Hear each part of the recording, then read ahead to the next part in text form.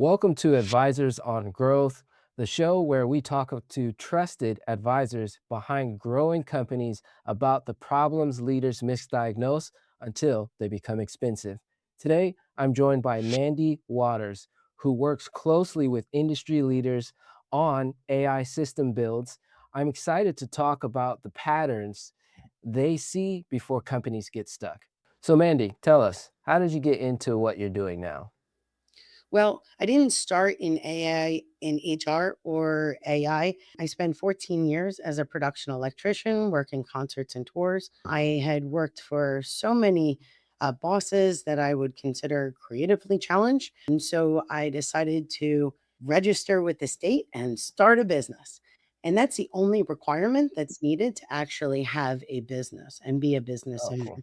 I picked up a job outside of my business model, pissed off the wrong licensed electrician that called the Department of Labor, and it cost me $35,000 in compliance fines, which Mm, led me to close my business. Now, what oh, I man. found, and this is the running joke, is that when you're your own boss, well, at least for me, I found that I was the worst boss. I was overworked, I was underpaid, and I was underappreciated. And now, in the last 4 years, I've been helping businesses understand and unpacking their HR and their operational needs so that they can be successful and not learn things the most expensive way. Very cool. Awesome.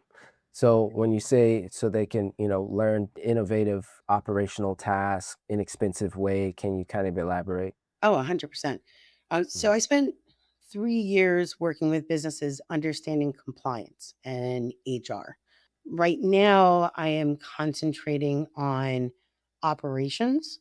I've been concentrating on operations for decades, but now I'm working on AI systems because one of the things that causes the most amount of issues with bottlenecks with these one of the problems that small businesses have right now is that their processes are in someone's brain and it's not clearly defined, it's not documented, and it's not communicated amongst their people. And that's what Mhm. causes a lot of businesses to get stuck and not be able to grow the way Yeah. they want. But then again, I really feel that many businesses just don't understand what their business is, the Mhm. people that they serve, the trajectory that they want to go down. And that can change and it's living and it's breathing, but you need to have the resources to be able to get you to that next step to ultimately get to where you want to go. Yeah. So what major shifts are you seeing in your industry right now? Well, because of the economy the way they are, we're concentrating on a lot of business owners that are afraid of overhead. And they're cutting different jobs or giving roles that are covering different responsibilities with a lack of expertise in those Mhm. roles, processes that aren't well defined, as had mentioned before, or if they are looking to bring on someone and hire on, they're unclear as to what that role actually should be, the responsibilities of that role, the lack of time and resources to go through all the applications that they are receiving, and unsure of how to figure out what would be the best fit within their culture. I've actually been working on an AI agent that will help automate this process and ask the specific questions that business owners should be concentrating on to be able to find that right fit. Because the cost of turnover is way too expensive. Oh yeah, turnover. And how has, the cost of, retention and turnover when it's not implemented correctly, how has that impacted their businesses or your business growth strategy? Well, considering I've just been helping others with their growth strategy, I'm going to concentrate on that. When it comes to turnover, so there is a very simple equation to look at your Mm, turnover rate, but it's the true cost of turnover that ends up hurting people. Most people, mm, most business owners just think it's the cost of a new wage or annual wage or salary for a new mm, hire. But you're looking at the cost of putting out a job description on the different platforms. or getting a recruiter.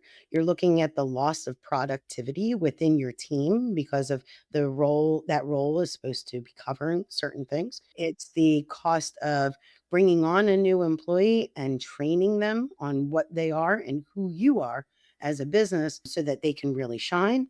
And if they don't show up their first day or they quit after 2 weeks, then you got to start the whole process over. Oh, So yeah. it really depends on the role. So if you're looking at sales and marketing, you're looking at a much higher cost of that turnover because there is a lot of cost in the productivity that you're not having done. When it comes to admin, then you're looking at the true cost of time. There's only so many hours in a day. And so to really maximize on them, it really does mean a lot to bring in the right people who want to stay, who want to do well for your company so that they can feel successful and that the company becomes successful. Yeah, definitely. You want to maximize efficiency, productivity, and always make sure that they're at the top tier of their careers and driving in success for sure. 100%. Uh, I'm one yeah. of those that I understand that cost is a true motivator when it Hmm. comes to certain decisions within a business.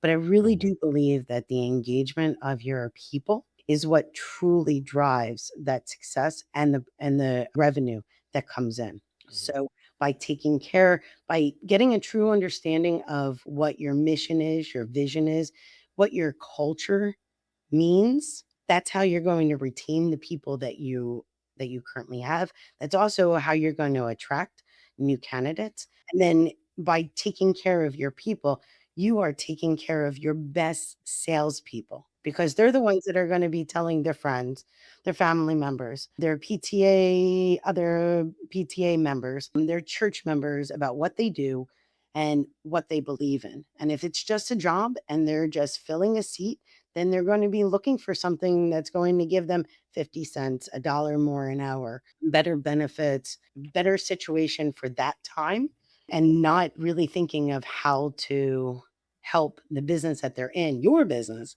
to do Hmm. well and be successful. Yeah, definitely. When an issue arises, when do they typically bring you in to solve it? Who brings you in? The CEO or a founder? Typically, it's a founder or a COO that is tired of doing everything.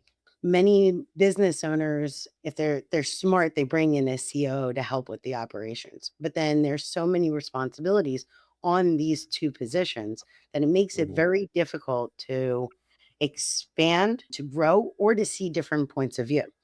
So one Hmm. of the things that I have really concentrated on and kind of worked through the last 4 years is what can be automated, what can be delegated, and what can be eliminated. Ah, what can be automated, what can be delegated, and what can be eliminated. Yes. Because how many times have we, we have these great ideas and we're going to take over the world and everything is wonderful. And some of these ideas are awesome. But Mhm. if there isn't a structure on how to actually produce it, then it just becomes another thing on your things to do list that doesn't get Yeah. done, that takes up too much time in your brain and doesn't show any revenue for it. But a lot of the times when I get brought in, it's because they are looking for a new AI system or they're Mhm. looking for a new process that needs to be automated. Or I have a couple of friends that work with business owners and they tell me what their clients are in need of. And Yeah. then I create a solution within the tools that they currently have. So it's not about getting a brand new system, it's about getting the systems that you already have to talk to one Mhm. another and actually work for you. Awesome. Yeah. Communication is key even with AI and systems, right? Well, I have a so I was told by a friend of mine that I would need to explain and be able to help certain business owners get past that whole fear of AI. Yeah. And I I created a couple of jokes for it because I really think that that's important. AI is powerful, but humans are still the adults in the room. Mhm. people talk about AI like it's magic. It's not magic. It's a very enthusiastic intern that needs extremely specific instructions. Yes. Yeah. Mhm.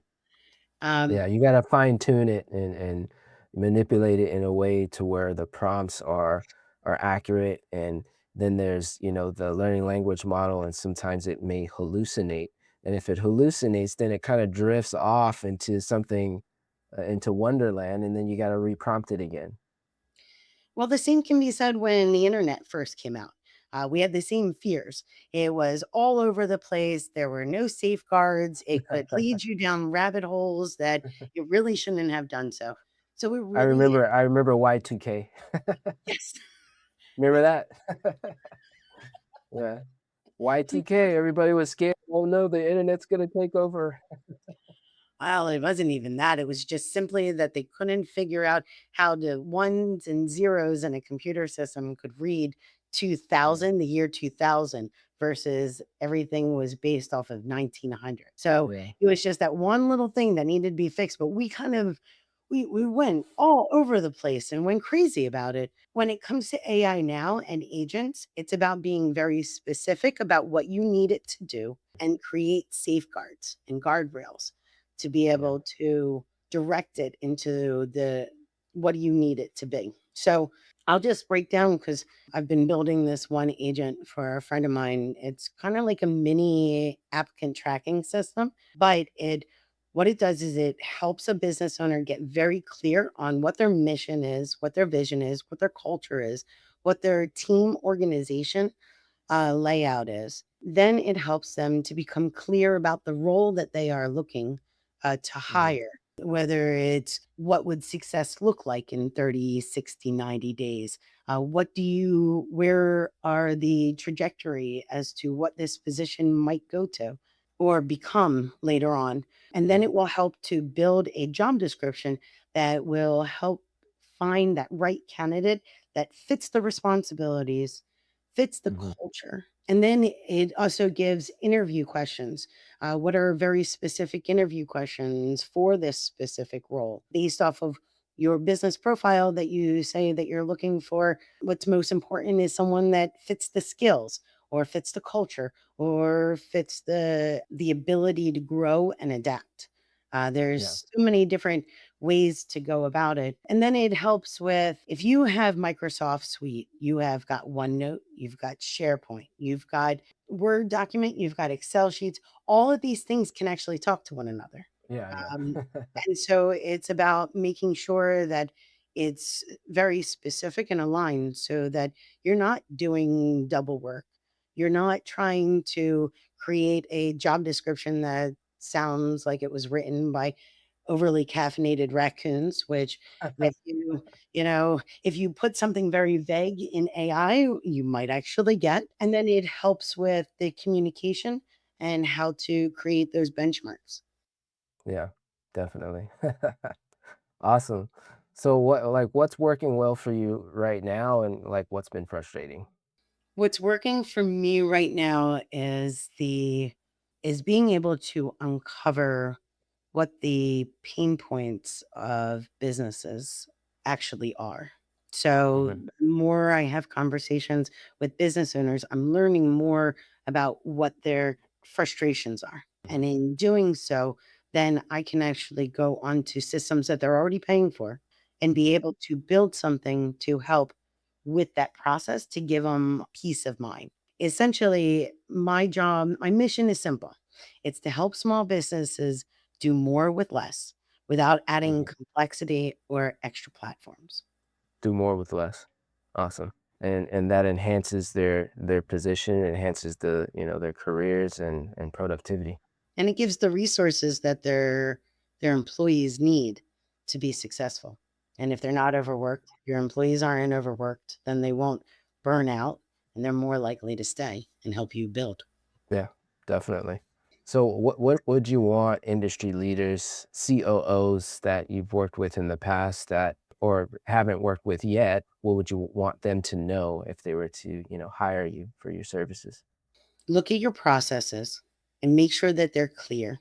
Make sure that they're consistent. And if you realize that they live in someone's brain, or they live in multiple files that no one's looked at since 2018, then it's time to do something different. Yeah. Awesome. You're not. Yeah. Pretty clear, pretty clear. Yeah. So where do you want, your strategic ops and AI systems builder, business to be in the next 6 to, 12 months?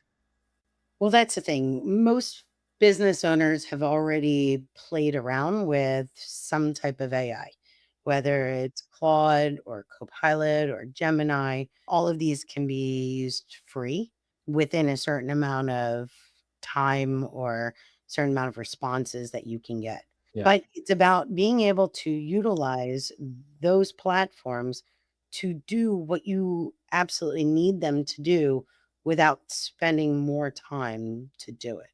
So every time you start a new conversation, you still have to explain who you are, what you're trying Mhm. for. If you already have a built in brain that your agent lives off of, then it already knows who you are. It already knows and understands your goals. And then you can actually do, I've been building multi module AI. So there are different aspects that it will look like. I recently implemented an analyzer for a business owner who owns an e-commerce company so that it would be able to look at Pinterest or LinkedIn, figure out what the actual analytics that it provides you. What are impressions and what do they do? What's going to drive someone to do what you want them to do, whether it's DM you or go to your webpage or and then figure out different options and recommendations of how to do it. So each module and each platform is different. Everyone's got their own algorithms. LinkedIn's algorithm has been very interesting in trying to understand, but there are different ways to do it. And so this agent now lives on the ChatGPT platform that she's already purchased, but never really understood how to utilize. And now she's able to just go to this one agent and be able to say, okay, so I posted this. This is the analytics that came through. Can you compare it to last month's with the exact same picture? What's going on? What do I need to do? And what are some recommendations for next post or next picture or Yeah. something else? That's really cool. Yeah. And it sounds like, you've been doing this for quite some time, and man, the world is changing, especially with the AI landscape and a lot of innovative ways, and it's just going to continue to get even better and better. Mhm. And when that occurs, do you stay up to date with certain trends and new AI tech that comes out, or is it more just customized to your client's needs? Do you always update on certain AI, capabilities, etc.? Well, and that's the thing. The agents that I've created all are living and breathing. So the end user has the ability to alter or change as needed based off of how they're moving and changing. One of the first AI agents that I actually created, I called it RD for Roblox Dude because I was playing Roblox with my son and I am this age and like these kinds of games, and he's this age and he likes these kinds of games. What are some of the other games that would be good for both of us to do? And then anytime we're having a difficult time, like trying to get better, we can go back to this agent and he already understands who we are and what we're talking about and we're able to put in a question. So that is just the kind of basis as to the the great capabilities of anybody. You could create an agent that works primarily just on project management of Thanksgiving dinners. I mean, there's there's so many things that you can do with AI agents and it really will go with the times.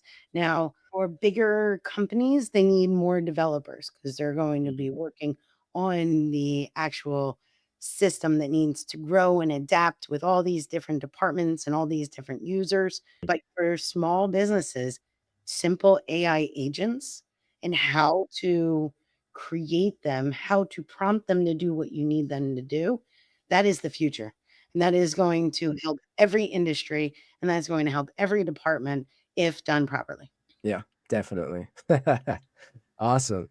Mandi Waters, thank you so much for joining us on the Advisors on Growth podcast. It's been a pleasure. For those of you who want to check out Mandi Waters' information and what she does and how she helps provide innovative technologies for industries like yours, you can check her out on LinkedIn. That's Mandi Waters, and she is located on LinkedIn. Thank you so much, Mandi. Thank you so much, Derek, for inviting me. Awesome. It's been a pleasure.